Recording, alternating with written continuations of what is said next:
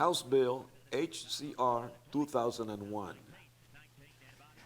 Short title, Initiative, Single Issue, Single Subject, Title. This bill is going to be heard in the Senate Government Committee, and on Tuesday, it was introduced by Representative Kavanaugh, and it's what I refer to as a truth in advertising bill. What it does very simply is that it requires that uh, the title of when you have an initiative or a referendum for that matter, that is put to the public for a vote, that it includes in the title every subject that the initiative covers. And the reason for that is that unfortunately we have had situations in which uh, they say, okay, this initiative is going to do A and B, but then deep in the bowels of the initiative there is a C, a third provision that people were not aware of, and they vote for it based on the two that were disclosed and the third one was not disclosed, and then you have a problem.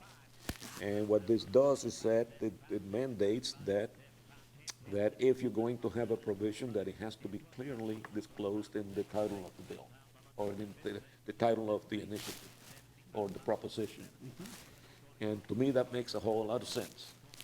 Now, the vote, when it went through the House, the vote there, the full House voted 31 to 28 with one abstention.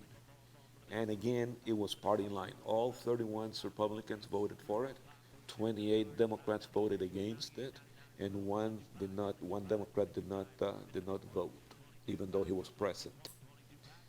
Why, why Democrats are against full disclosure of what's in an initiative is beyond me. But they are, as evidenced by their vote. My recommendation is this is definitely a yes vote. So when you contact your members of the Senate Government Committee, I would like for you to express your opinion in favor of this particular bill. Unless Archie has a contrary. Well, I've got the same problem I've always had.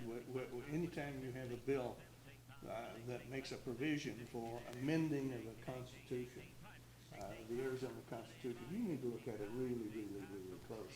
Now, this bill in and of itself does not amend the Constitution, but it does go, well, wait a minute, I don't know, maybe it No, I does. think it's a statute. I don't think it's a constitutional amendment. No, it says it's going to amend the Constitution. It is a constitutional amendment? Yeah, proposal, an amendment to the Constitution. Yeah. So it is an amendment, a constitutional amendment.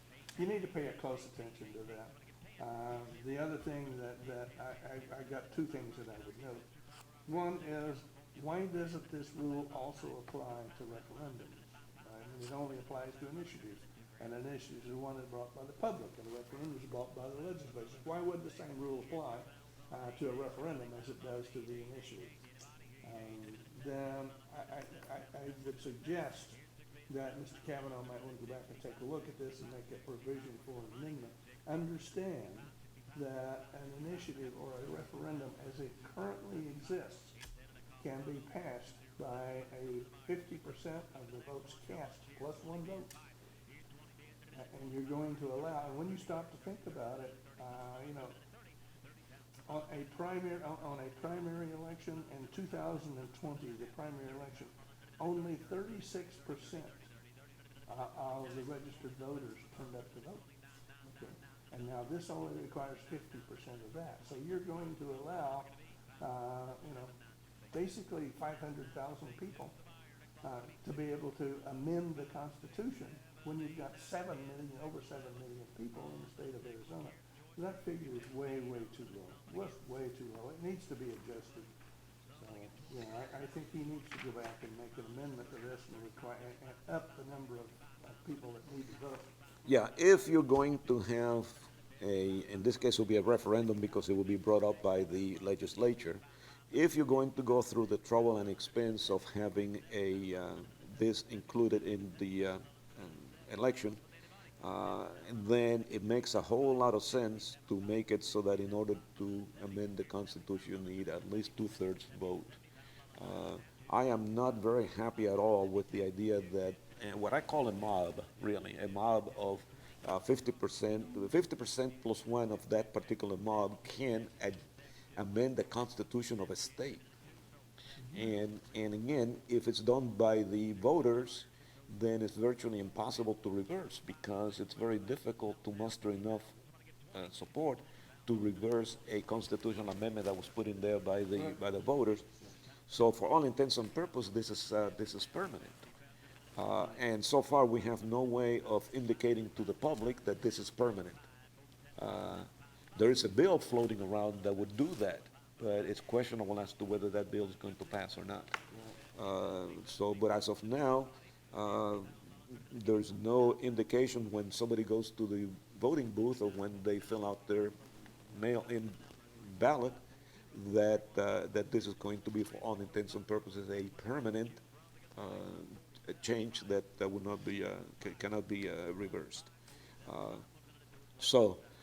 but still, the underlying figure here, the underlying theme is that of a single subject. So as long as we do not have anything to change elsewhere, at least we can change this one possibly, that we have full disclosure when we have an initiative. Not the best, but better than nothing. And for that reason, I'm still suggesting a yes vote on it.